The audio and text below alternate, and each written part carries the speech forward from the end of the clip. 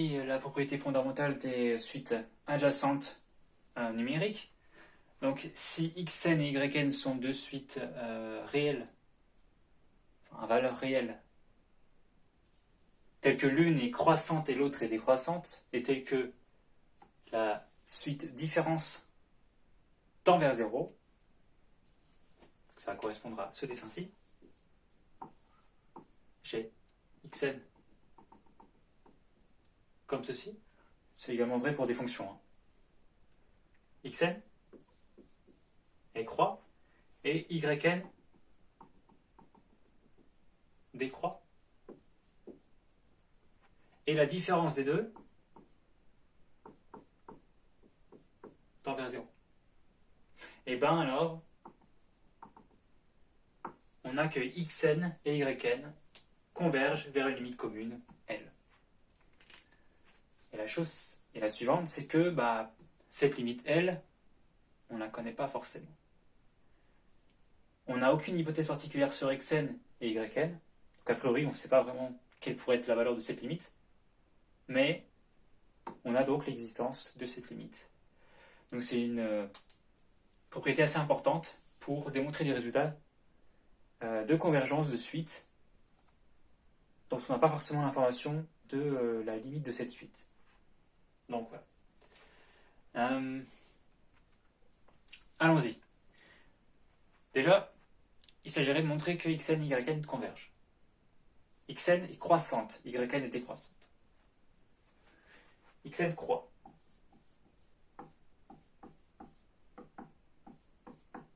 Et pour tout n appartenant à n, on a xn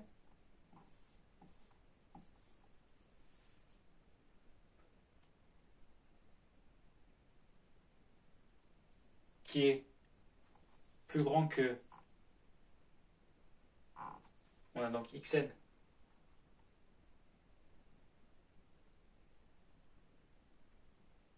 qui est plus grand que, qui est plus petit que y.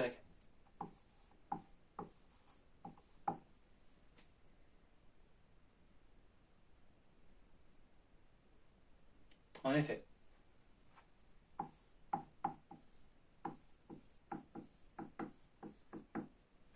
si xn était en fait strictement plus grand que yn,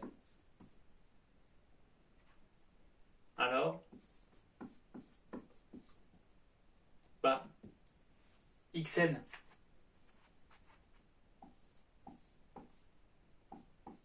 moins yn serait strictement plus grand que 0. Et appelons cette quantité kappa. Donc kappa, cette quantité serait strictement positive. Et alors, pour toute m supérieur ou égal à ce n, qu'est-ce que j'ai? xm moins ym, c'est plus grand que xm, elle est croissante. Donc xm va être plus grand que xn.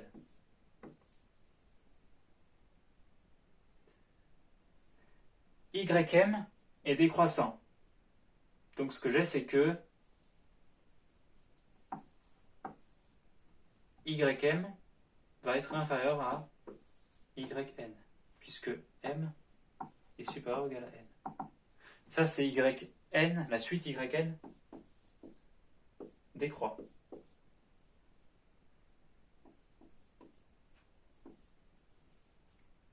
Par conséquent, moins ym est supérieur ou égal à moins yn. Donc j'ai xm moins yn qui va être supérieur à xn moins yn. Ça, c'est kappa.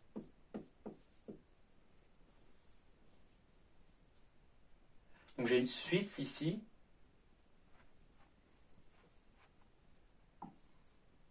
qui est tout le temps plus grande que kappa, qui est strictement positif.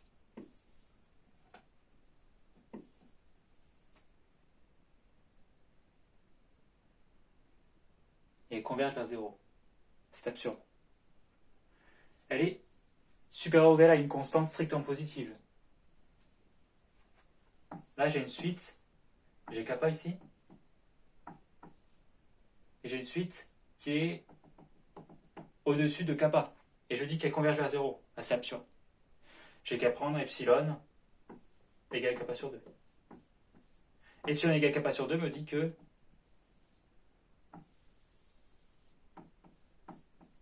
ma suite elle va être inférieure à kappa sur 2 à partir d'un certain rang. Elle est au-dessus de kappa, absurde.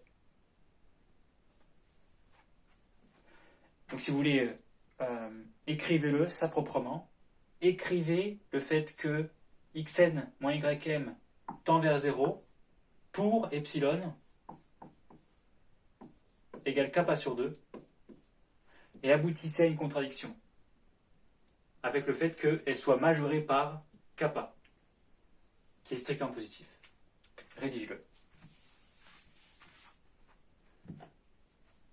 Donc c'est absurde.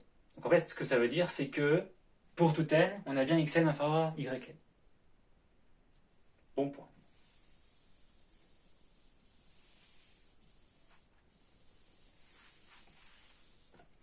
D'accord. Ok. Donc, xn inférieur à yn. Donc, xn inférieur à yn inférieur à y0. Puisque yn est décroissante. Car yn décroît. Donc la plus grande valeur de yn, c'est y0. D'accord? Donc j'ai xn qui croît et qui est majoré par... C'est une suite majorée par y0 qui est finie. Hein. Ça ne dépend pas de n. Donc,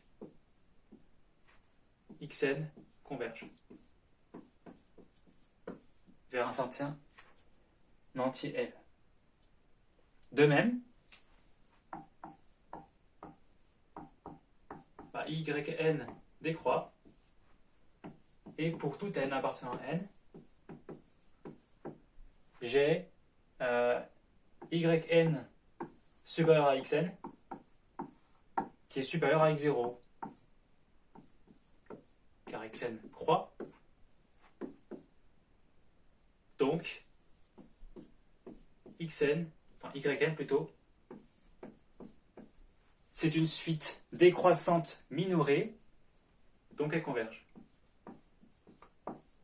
vers un réel L'. On ne sait pas a priori que L égale L'. On veut montrer que L égale L'. Ainsi, xn, j'ai dit yn moins xn plutôt,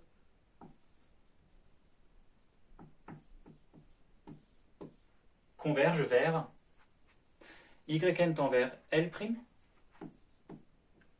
et xn tend vers L. Donc moins xn tend vers moins L. Et, par hypothèse, yn moins xn tend vers 0. Par unicité de la limite,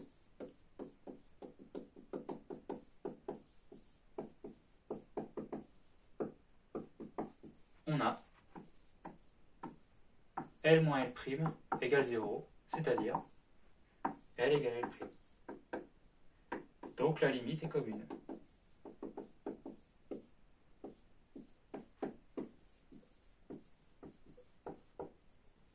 Ce qui clôt donc la démonstration.